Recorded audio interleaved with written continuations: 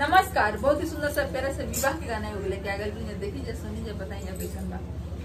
अरे कहावा जनम ले भैया फूलावा हो गुलाब, कहावा जनम ले भैया फूलावा हो गुलाब, कहावा जनम लिए भैया बहिनी हो कुंवार, कहावा जनम लिए भैया बहिनी हो कुंवार, कुरख जनम ले बहिनी फूलावा हो गुलाब, कुरख जनम ले बहिनी फूलावा हो गुलाब, अम्मा को जनम लिए बहिनी बहिनी हो कुंवार, अम्मा को जनम लिए बहिनी बहिनी हो कुंवार,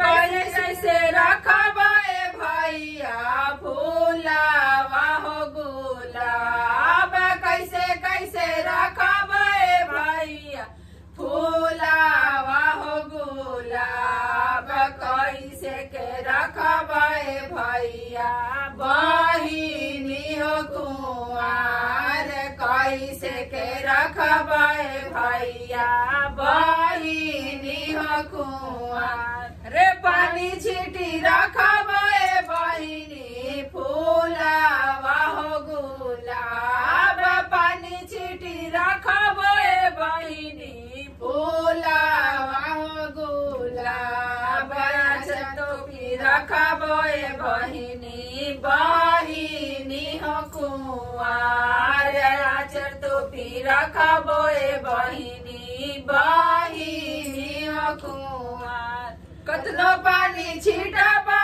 भैया फूलवा जइहे मौरा, कतनो पानी छिटबे भैया फूलवा जइहे मौरा, कतनो आचर तो पाबे भैया बहिनी होए बीरान, कतनो आचर तो पाबे भैया बहिनी होए बीरान।